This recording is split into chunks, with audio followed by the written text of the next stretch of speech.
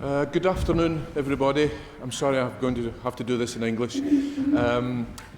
We are going to do a workshop this morning on a piece of mine, a setting of the Miserere. We performed it at the cathedral on Friday night, and we're touring it around various other Flemish cities over the next few days. In a mixed programme including the Allegri Miserere, which this is written as a companion piece for, and a bigger piece of mine called Seven Angels, which we may refer to as we go. And Jeroen is going to interview me and talk about the music as we go, and we're going to hear bits of it as we go. But I thought to begin with, we would perform the whole piece. It lasts about 10 minutes or so. Jeroen, do you want to say something before we start? I'll do it afterwards. Afterwards, okay.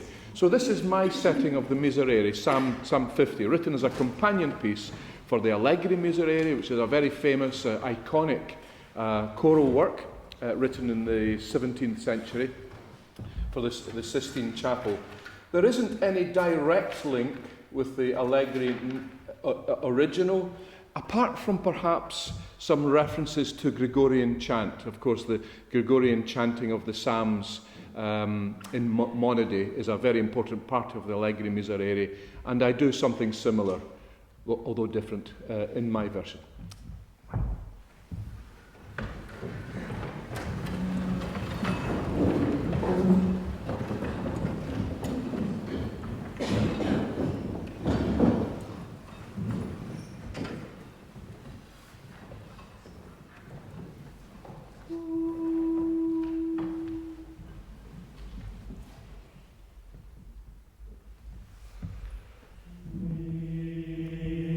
Miserere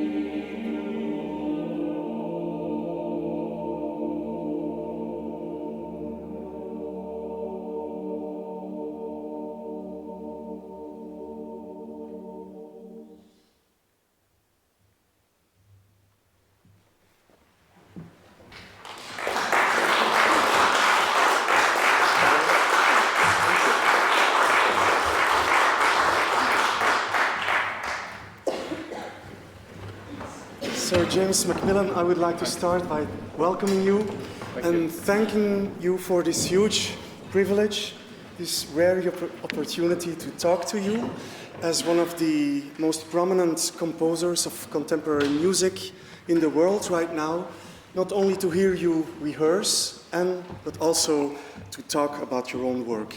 And what we are planning to do is go through the wonderful Miserere again together and choose some fragments to rehearse and to discuss.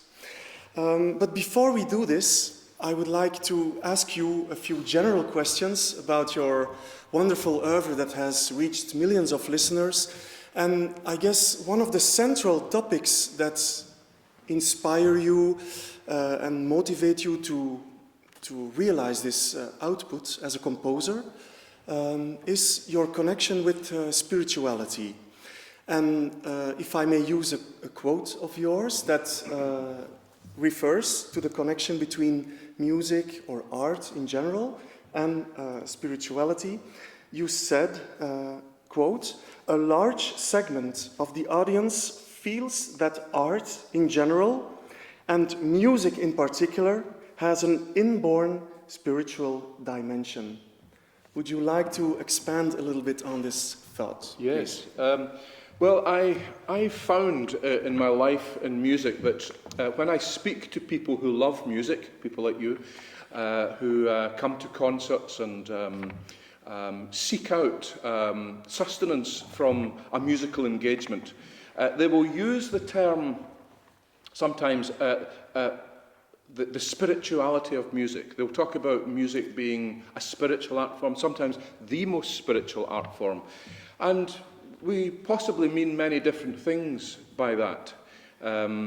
But nevertheless, regardless of where we're coming from and what we believe, as it were, in any conventional or unconventional sense, I think there's an acknowledgement in that statement that there's something about music, and especially a discursive music where you've got to engage with it obediently, an obedient form of listening, where the music unfolds its narratives in time according to its own purposes, that when one engages with that music, one opens oneself up to the possibility of being changed.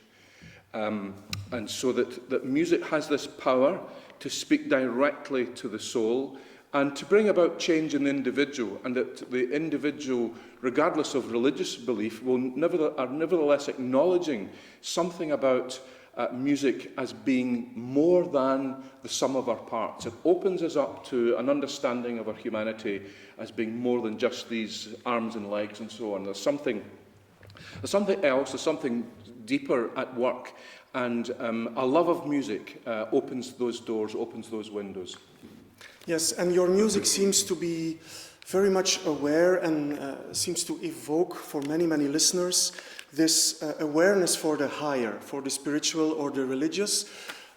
We could easily say during times where society turns less to religion and more openly, we could say. How do you see this? Is this a paradox, or is this an interesting challenge, or maybe something else even for you as a human being and as an artist?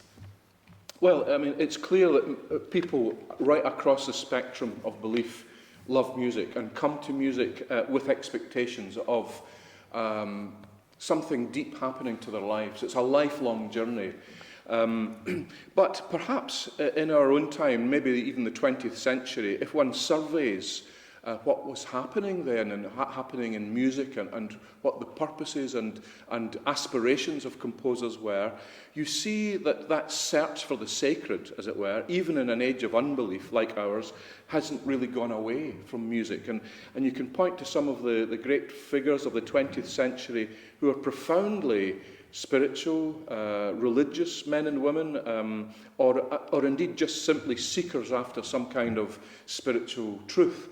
From Stravinsky, who was he set the Psalms, he set the Mass, he set these little prayers. He was a very profound believer. And then the other polar opposite from early modernism, Schoenberg, who reconverted to a practicing Judaism after he left Germany in the 1930s, and much of his later music is inspired and shaped by a Jewish sensibility, a Jewish culture, a Jewish theology. It's no surprise to me that someone like John Cage, that great sort of iconoclastic American avant-gardist, chose to study with Schoenberg.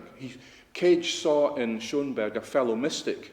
And you probably know there's a famous, or some might say infamous, piece by John Cage called 4:33. That's 4 minutes 33 seconds of silence. I'm sure this choir has performed it many times. Where it's a kind of provocation to our listening sensibilities, or lack of them. And it's a probing of a deep silence and a realization that there's no such thing as silence, that in the silence of our hearts especially, we find things, and composers find something very important in those silences. In that very necessary silence, it's the beginnings of music itself. So there's a kind of umbilical link between silence and music, and John Cage and Schoenberg and many others understood this about the nature of music and wanted to seek and search for it in their work in very, very different ways. Olivier Messiaen is another great figure that comes to mind, a great encouragement to me, Francis Poulenc, whose work I'm sure has been sung many times by this choir. And then all those composers from behind what was the Iron Curtain in the wake of Shostakovich, some of them still alive, like Arvo Pärt, and Gorecki died quite recently, and Schnittke, all incredibly searching individuals, searching for a truth in spirituality which they saw in music. So in that sense, music has never given up the search for the sacred, and I don't think it ever will. Thank you for sharing your thoughts so generously. Beside this spiritual dimension, your work is also richly characterized by very modern colors and gestures and experimental sounds, both instrumental and vocal, about which we will talk later. But before we will work a little bit on some fragments of your Miserere, I would like to turn to one of the earliest phases in your musical life. More precisely, the time when you were discovering choir music as a very young choir boy, and that is my question, which probably holds the fundaments for your later very deep affinity with this tradition. Would that be a correct assumption to make? I think so. I wasn't a boy treble, but I was a very weedy teenage tenor at high school in Scotland, and it was through that experience and having a great teacher who introduced our choirs to Palestrina, Victoria, Bach, of course, but also some modern composers who perhaps saw themselves in the same tradition. Kodaly set the Mass as well, Benjamin Britten in my own country. To be suddenly thrown into this world was probably one of the most important experiences as a composer, and finding the deep roots of that in Gregorian chant, it's still there even in a piece like this. Why don't we start with the first fragment, the opening really of your Miserere, and then after we've heard it, we can maybe discuss a few musical aspects about it. Thank you. So, this is the very beginning, up until about bar 17.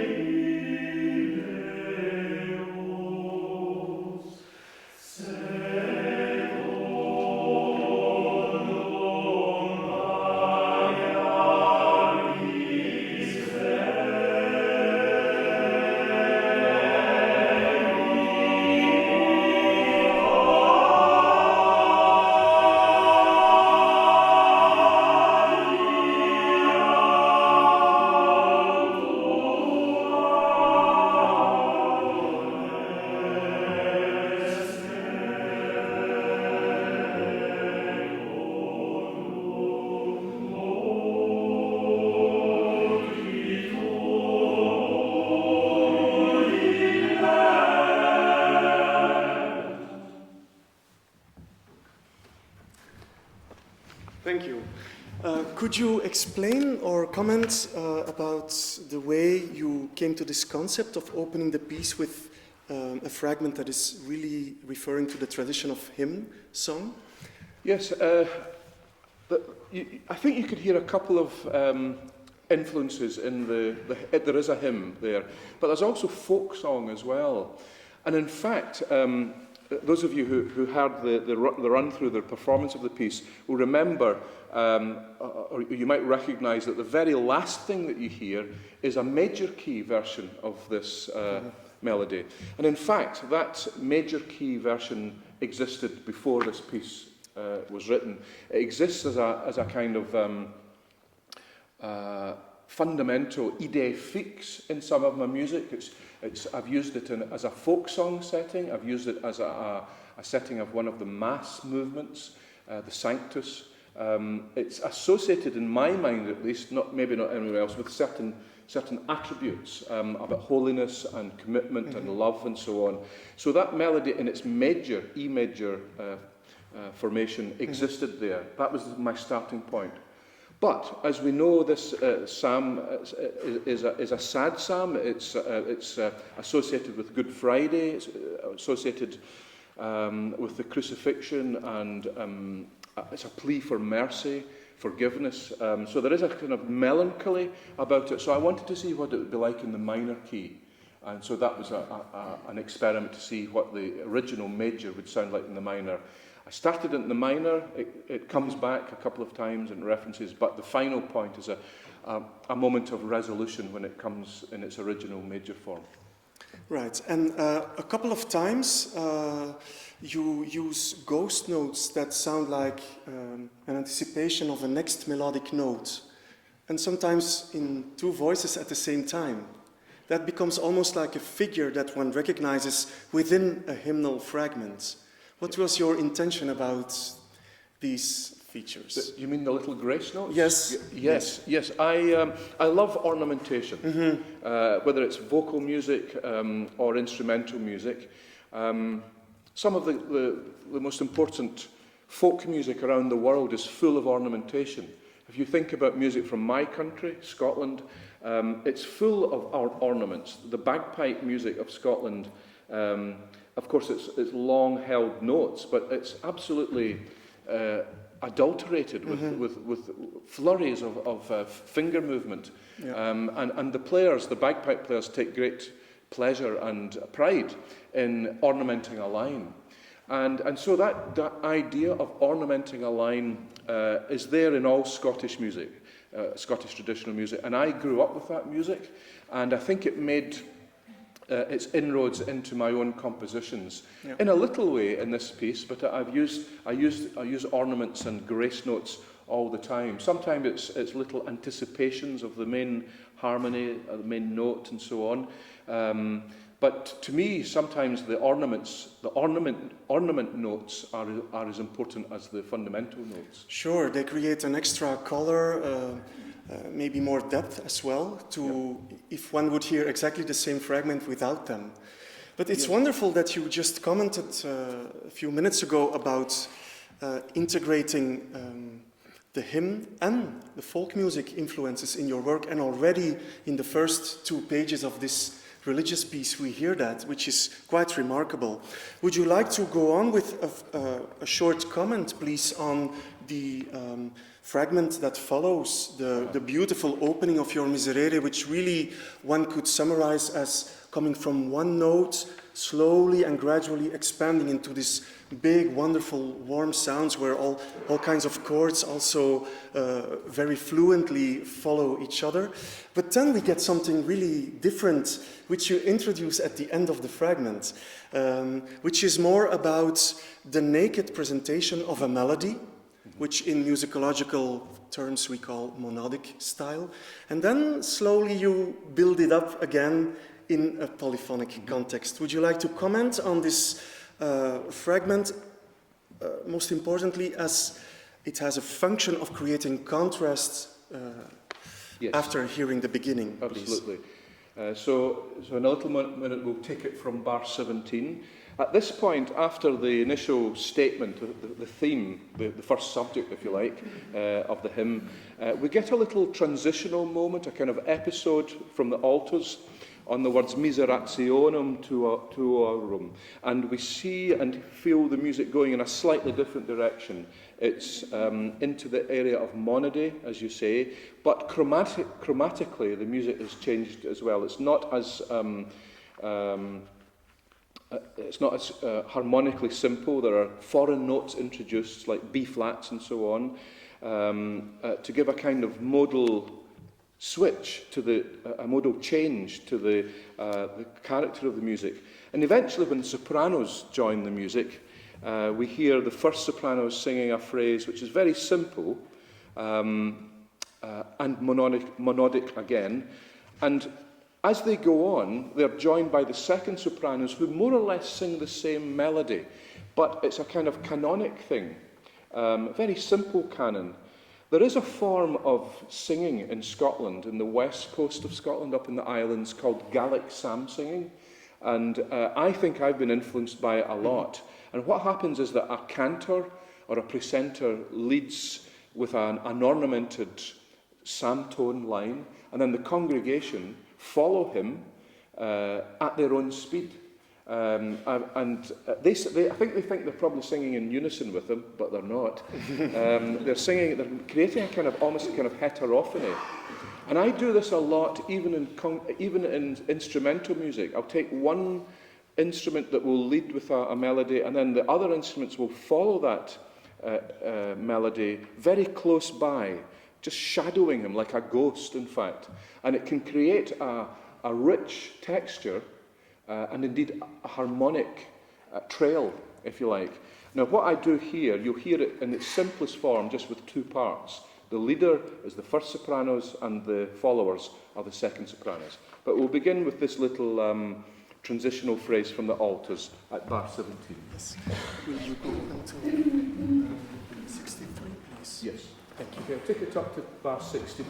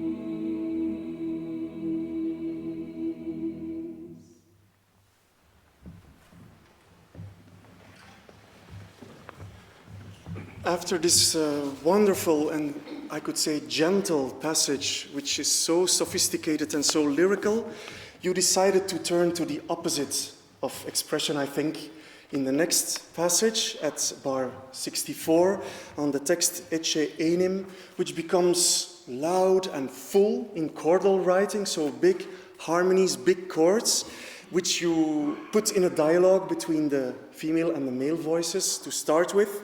And then, on top of this effect, and you write in the score, con fuoco, there is a passage where we hear all these big chords becoming one single voice, so to speak. Of course, the women and the men sing an octave apart, but you decided to let all the chords disappear and just keep the melody.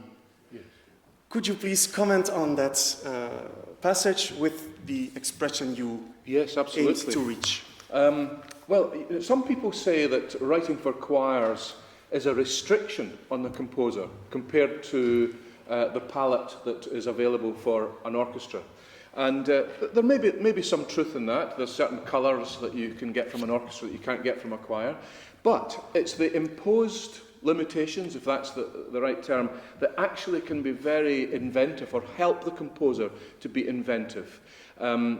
We've had, and I'm always trying to try different things, almost from bar to bar, phrase to phrase. Mm-hmm. So we've heard homophony, we've heard polyphony, we've heard a kind of canonic heterophony, we've heard chords that are given, that are sung, as you heard in the last episode there, where the lower voices are humming, so there's another colour there that you don't get from the singing of words. And then there's these kind of chordal moments. We hear the tenors and basses singing B minor chords and then B flat major chords and then A major chords. So it's going down the way like that. And then the sopranos and altos sing this homophonic ecce enim above it. So we've still got chordal music, homophonic music, and then everything's cleared away right down to basics, where we're back to monody, but the whole choir is singing together, almost as if it's like a big congregation has got together to deliver emphatically, and as you say, con fuoco, with fire, in peccatis concepit me. Does this use of the single melody refer to the Gregorian chant at this point, or is that a very free affinity? Monody is very important to me, and it's one of the crucial recurring elements throughout this piece.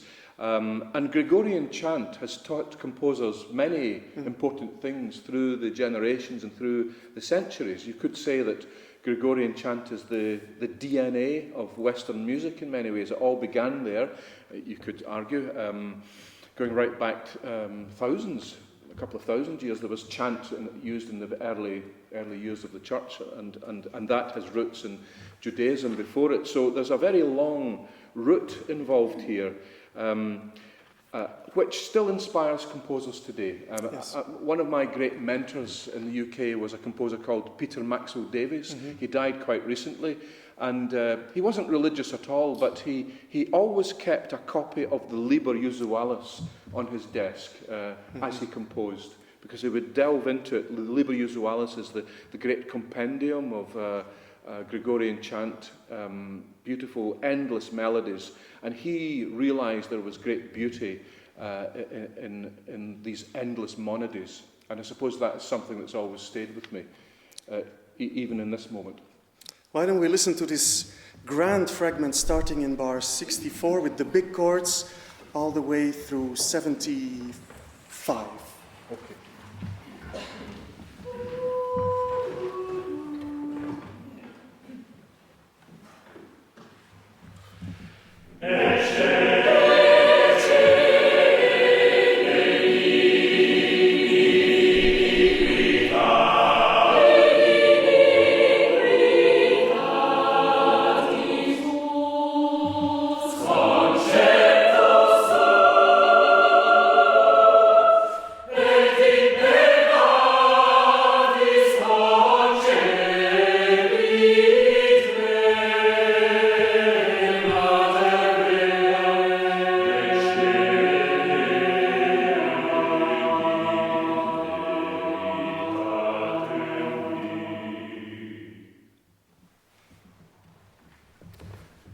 Thank you very much. I would like to take the opportunity to ask you a general question. Since you mentioned earlier the relationship between thinking for voices and thinking for instruments, for a choir or an orchestra, or sometimes both of them mixed.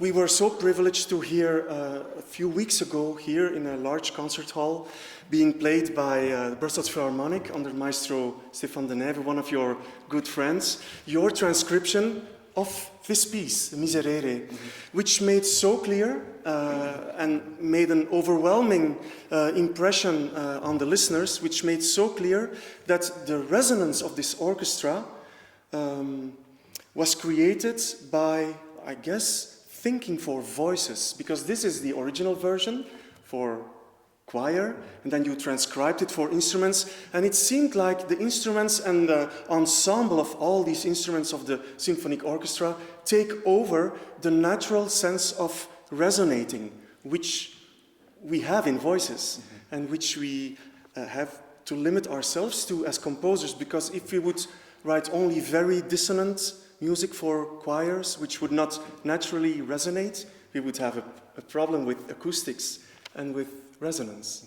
Would you like to comment a little bit on that relationship between thinking vocally and instrumentally in your work? Yes, please? well, this is quite a new departure for me. It became an experiment to make an orchestral version of this, the Miserere, which Stefan Denev has done recently. And I kept fairly strictly to the original music and transcribed it in a way that was still vocal. The choral music inspiration is still there, but it's now an orchestral piece.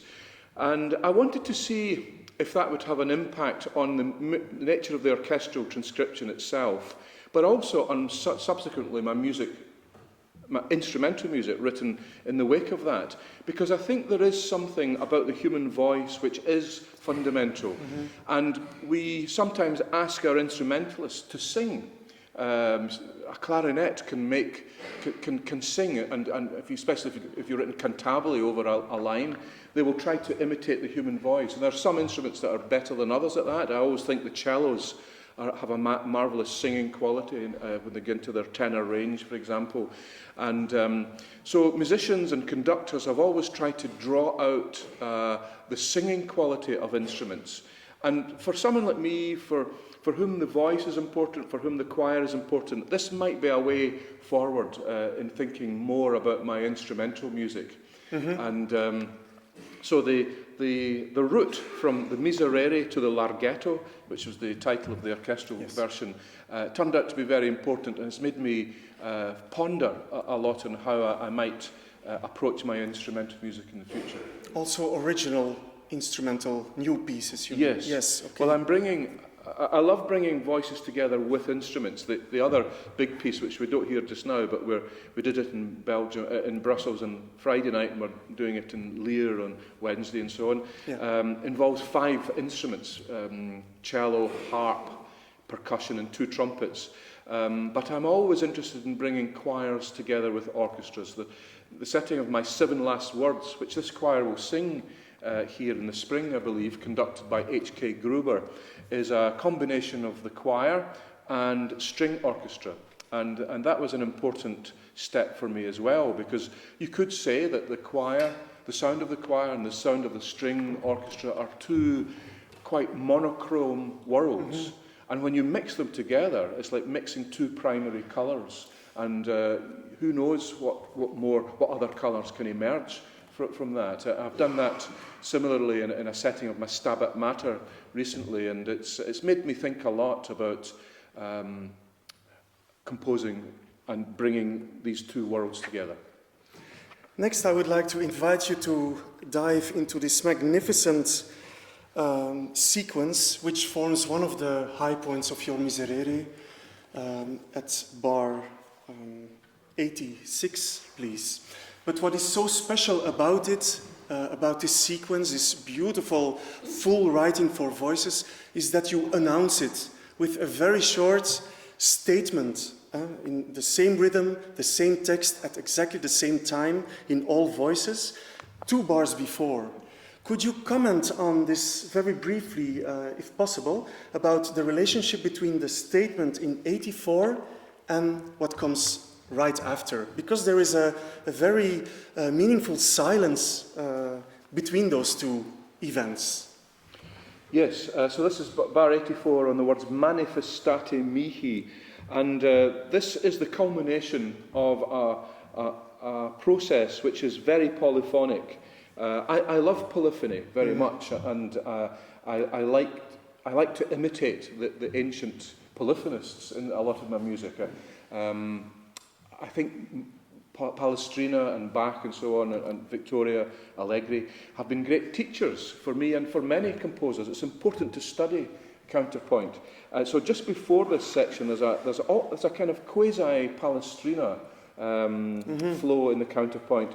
But it's going somewhere, and where it goes is this very emphatic chordal fanfare, if you like, manifestati mihi. And out of this, where we hear very bright vowels, we get a spinning sequence of chords on aspergus me hisopo et mundabor as the music winds down. So it begins at a high point, so almost a kind of climax coming out of polyphony, and then it winds itself down towards the next calmer section. Manifestati mihi bareti 4.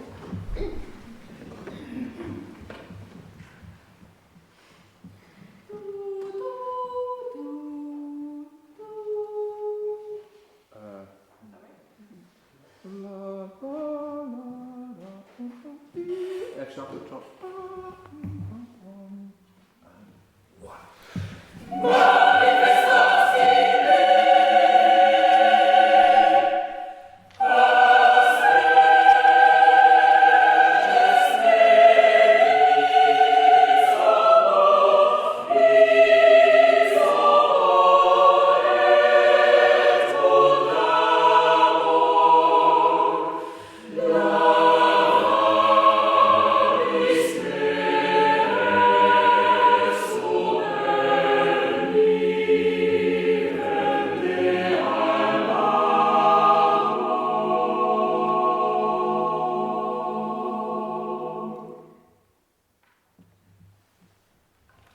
So everything's left hanging in the air, setting up the next section. Yes, it is.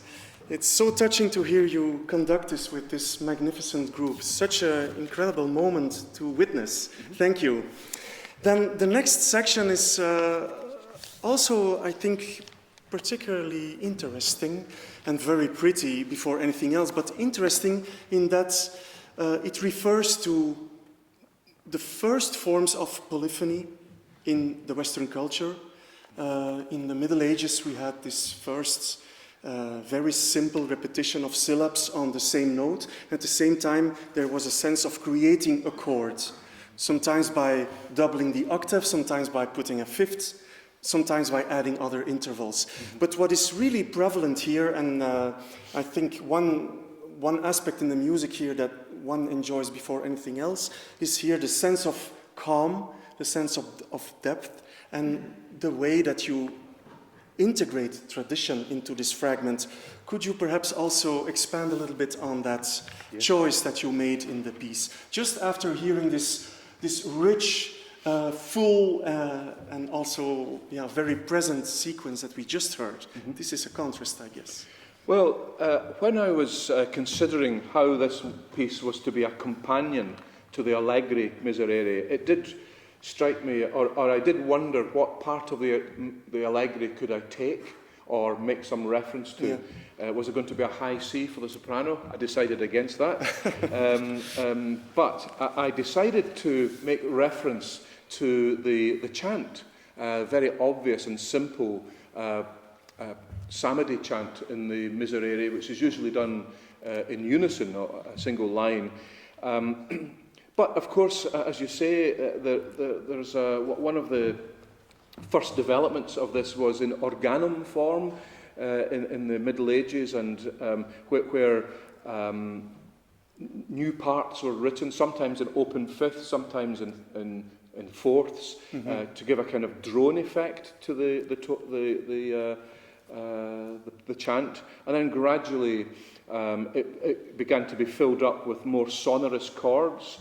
And, the chant is accompanied by organ a lot. If you're a church musician, if you're an organist, you'll be asked to accompany Gregorian chant. And finding a way to do that is sometimes the art of an organist, the art of an improviser. And sometimes there are very beautiful and sometimes very inventive ways of harmonizing chant. I've harmonized chant here. The chant melody is basically, I think, in the top part, top tenor part. It's or in the top soprano part as the phrases go back and forward.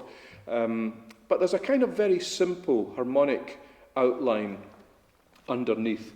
I wanted each phrase to have a sense of difference, but also direction. So some of the phrases are repeated, some are repeated but with new harmonies, different harmonies, taking the music in another direction. The music is travelling in that sense. It's modulating and moving towards the middle section. So I had to take that on board as well. There's a developmental aspect to the harmonisation, but it's a very simple harmonisation. May I suggest to perform only page 11 so that after next short comment we can pick up at bar 103 to then introduce the next section. Absolutely. Thank you. So just page 11 from top to bottom, please.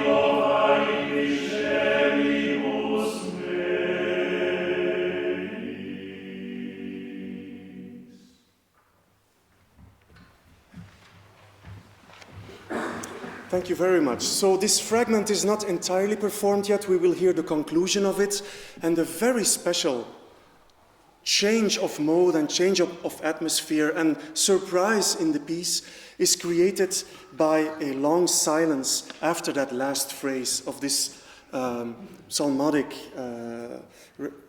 recitation fragment, if I may say. Mm-hmm. So what is still striking, although I've known the piece for a long time and have heard recordings repeatedly and heard you perform it last Friday in Brussels so magnificently, this reprise of the material of the opening hymn appearing after the psalmody is lower and softer in the perception of the audience, which is a unique point in a composition where we would expect a repetition of the material being grander or being more prominent. Here you decided to lower it by a fifth, so the piece starts in E minor, now it is lower in A minor, remarkably low, with altos really starting on the low A and all the voices in unison.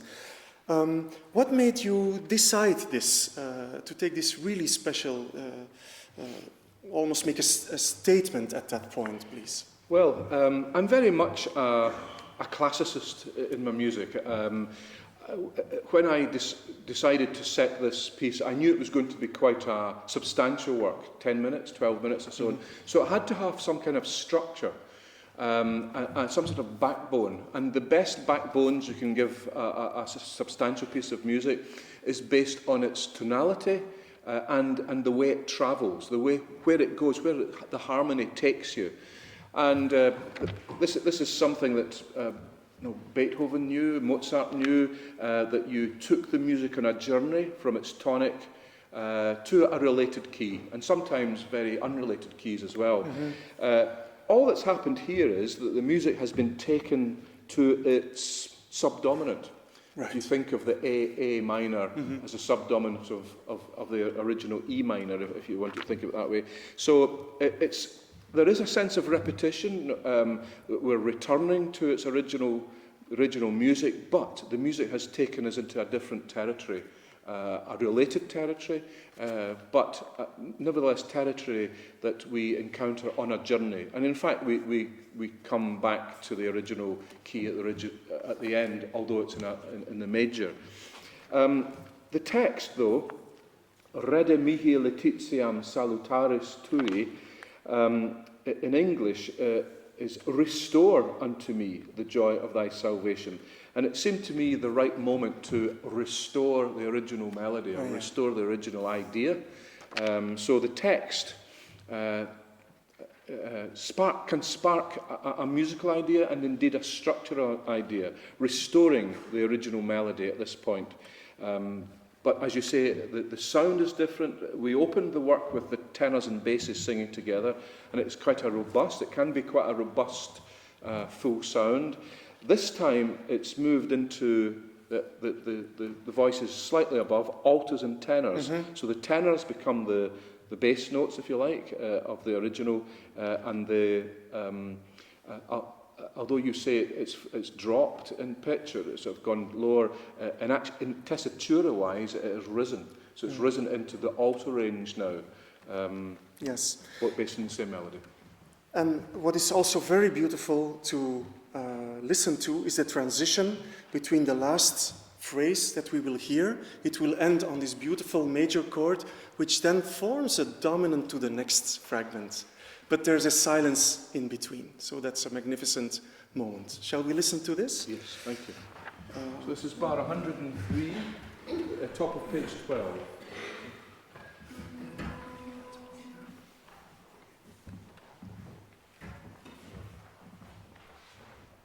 Probably up until about 140, 41. So, that's a good time. What's that?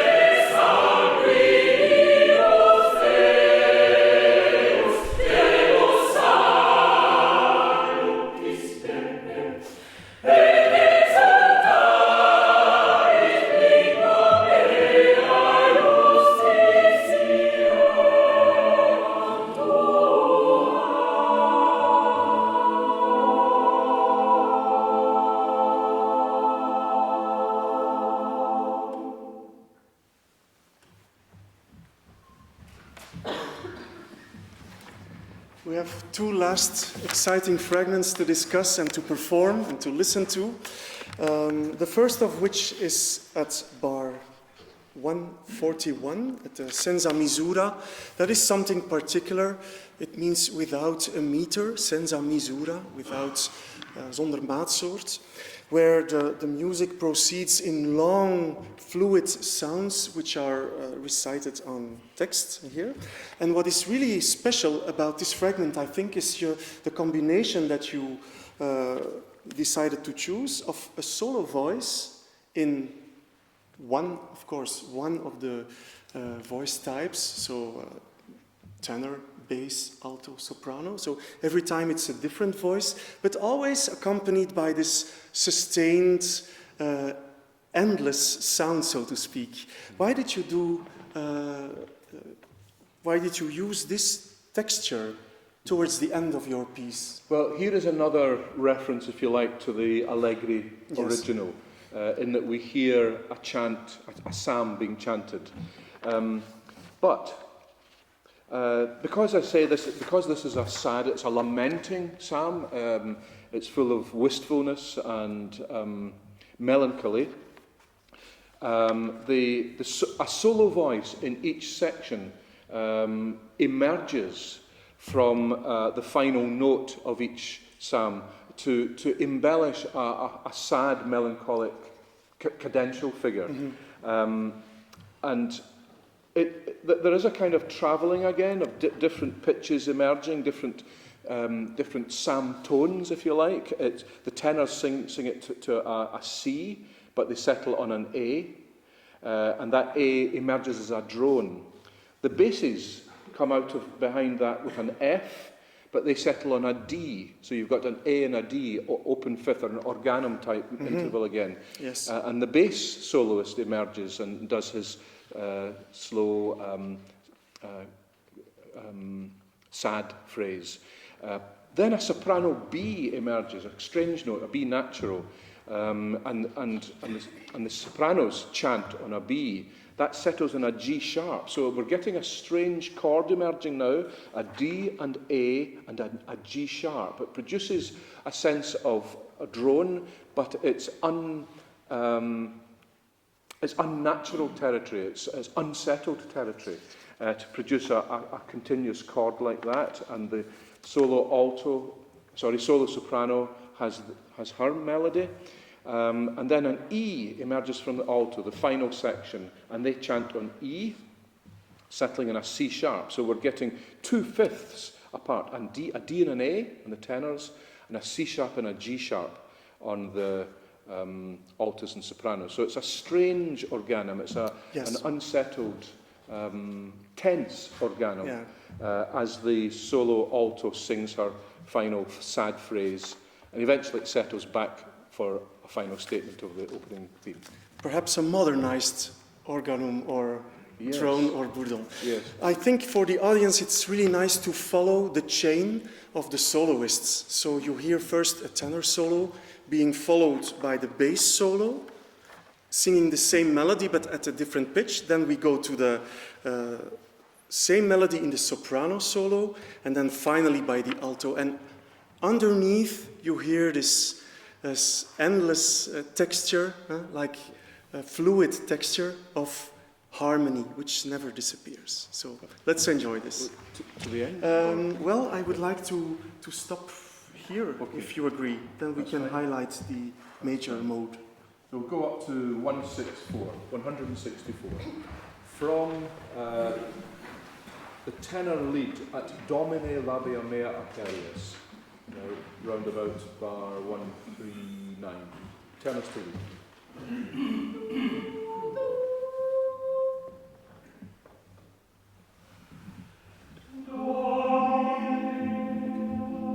Actually, just with the tenor. So leave everyone out just now. So we'll feel the additive process.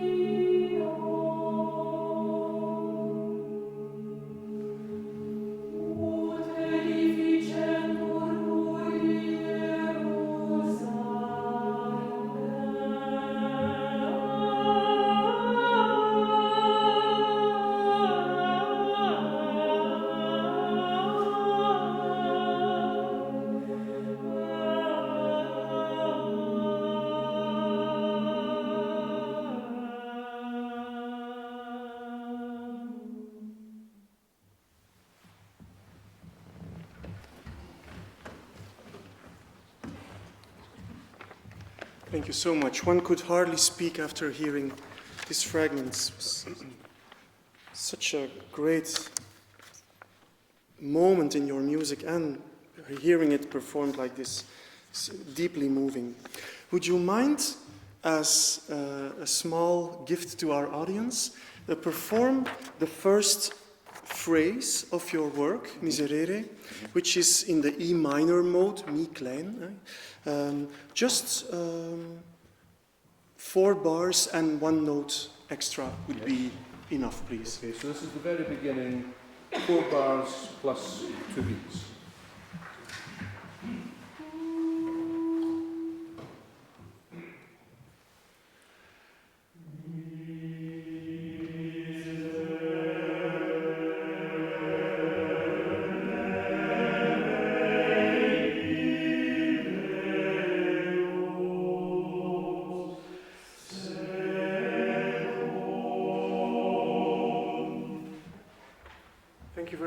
Yes, it's a sense of hearing and feeling the minor mode on these words, Miserere.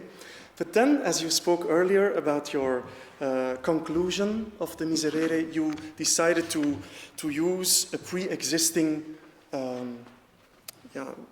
form of that same material, which is in the major mode. Can we pay some attention to that relationship? What I see is that this time it appears in all 4 voices at the same time, immediately, whereas in the previous presentations you choose 2 parts in the choir to start with and to build the texture into 4-part writing. So now all at once you have soprano, alto, tenor and bass together. But what I also see is that you decided to ask for a very slow tempo in the score. Mm-hmm. It is already an atmosphere of slowness thanks to the bourdon, the drone that pre-existed here for quite a while. But then why did you go into an atmosphere of slowness, very soft dynamics? You ask for pianissimo with devotion, which are really remarkable indications in the parts. Well, as I said earlier, you know, this melody that we'll hear, the final E major version of the melody, exists in earlier pieces of mine related to holiness or love or commitment. Mm-hmm. And I mean, you probably know the words of the Psalms. Some of these words are very, very strange. They're from thousands of years ago. And the very final image is quite a disturbing image. Mm-hmm. It's of sacrifice of bulls and bullocks and so on, oblations, burnt offerings, and then they shall lay calves upon thy altar. I think it's important to see beyond the violence of that, and it's to modern sensibilities, secular sensibilities. Mm-hmm. It's almost offensive, really, to imagine this scene of carnage. Back to what was in the mind of the psalmist who wrote this, which was trying to give something back to God, something of our human physical life back to God. Yes. It's an act of holiness, an act of love in a strange way. It seems odd to us now, especially in these vegetarian times. But it's an act of love is involved in the final statement of the psalm, and therefore I think it needed to evoke that sense of love, commitment, sacrifice, holiness in the final statement. And that's why, to me, this melody encapsulates all those things. So let's just remember the previous performance of the first phrase, which was in minor, and now hear the evolution towards this major mode, which is a very rich and warm, altered setting. 165? Yes, please. Yes, thank you very much. Yes. 165. Till the end.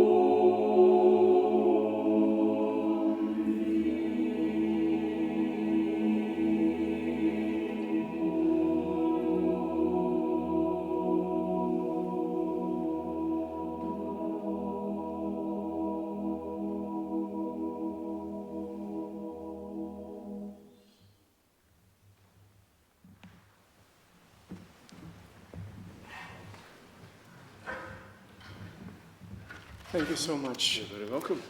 Before we are going to conclude this session, Sir James MacMillan would like to also give our audience the opportunity. If you would like to ask him a question, you may do it now, and I can help translate. Yes, please.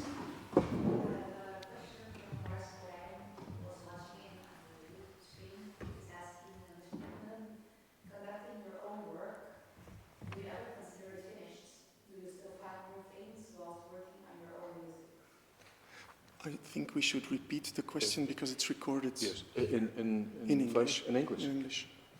Yes, so the question basically is about the relationship between being a conductor and being a composer, and how the experience of the conductor enriches the act of composition.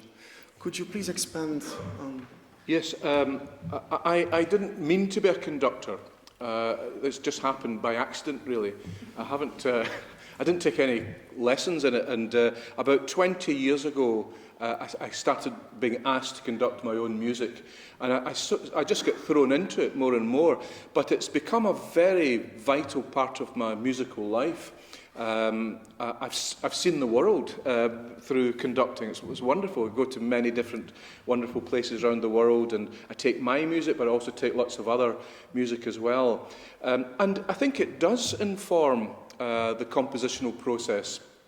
It allows me an insight into other composers' work, both living and dead, which I probably would not have had if I hadn't been that kind of performer. I've always missed performing. I was a trumpeter when I was younger and did a little bit of singing. I was never very good at either, but I've always enjoyed working with my fellow musicians in any capacity. And it does feed into the process. You're living music, sometimes on a daily basis, physically, performing it, rehearsing it. And that all goes into a very fruitful mix as far as the compositional thinking is concerned. Thank you. Would there be any other questions, please? Yes. Are you composing right now? And if you may be so curious, what are you working on? And are you able to work on this work, or can you only compose at home? I shall repeat the question again. So, what are you working on now as a composer? Is there a new project you could share some ideas about? And are you also able to compose outside of your habitat, your house, your home? Do you take your scores in progress while traveling, and do you work on them? Yes. Well, I do. I've brought a piece with me to Belgium this week. I had a few days free at the weekend, and I was working on them in my hotel room. I've got it sitting in the piano through there because I wanted to check some chords and notes. And so the process of wanting to create continues all the time, perhaps at different levels. The piece I'm writing just now is a Christmas oratorio, believe it or not. It's a huge work. It's for a full evening. It's for Christmas next year. It's for chorus, large chorus, orchestra, and 2 soloists. And well, it's not a liturgical work, of course, but so I was able to imagine what the text would be right from scratch. I'm setting some old English poetry by the likes of John Donne and Milton and so on, and some scriptural things, Matthew and the John prologue, and also some Latin liturgical music. But at the moment, I'm writing one of the baritone arias, and it's a setting of a Milton poem on Christmas.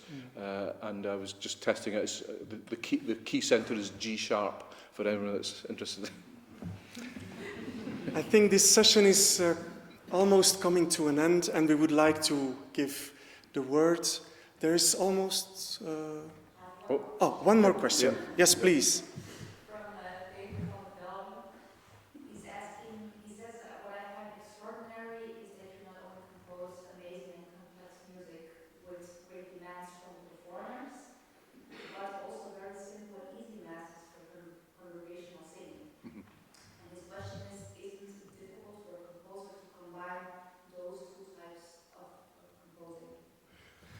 Okay, so the question is basically about integrating the sophisticated and the more simple idioms into one oeuvre. Mm-hmm.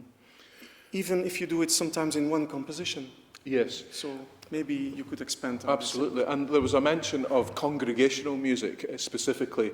I have written music for congregations. It's one of the hardest things I do because congregations are non-specialists. And it's a kind of holy Gebrauchs music, if you like. It's making music that needs to be for a purpose, a social purpose, or indeed a liturgical purpose. And it can be done by secular composers as well. I can think of many composers who wrote music for amateurs in some way. When you write music for congregations, you're writing for amateurs, but you're also writing music that needs to make those people want to sing their prayers, and that's a very difficult thing, especially now that we can sing in the vernacular in the Catholic Church in the last 60, 70 years. Everything's gone from Latin to the vernacular, or it can include the vernacular, and I'm sure here in Belgium, whether it's the French liturgy or the Flemish liturgy, there have been composers and liturgists worrying about these things in the same way as we do in the UK and in the US. But as I say, it's the hardest thing I've done, but trying to write a melody that ordinary people can sing is one of the most difficult, but also the most rewarding things a composer can do. Thank you, Sir James MacMillan. I would like to conclude this session by thanking you again for being with us here, for letting us witness how you conduct, how you rehearse, how you talk about your music, because that seems to be a one-on-one relationship. The music sounds the way you speak about it and vice versa, which is really a remarkable thing. I think we can also say that hearing your artistic voice, we realize that it is really an urgent argument for being contemporary and for being in the moment, in today's art, and at the same time you immerse us almost constantly in this tradition of thousands of years by using your modernized drones and many, many other techniques, the way you use instruments and voices. And I think this is a once-in-a-life chance, and we want to thank you for this. You're very welcome. Thank you.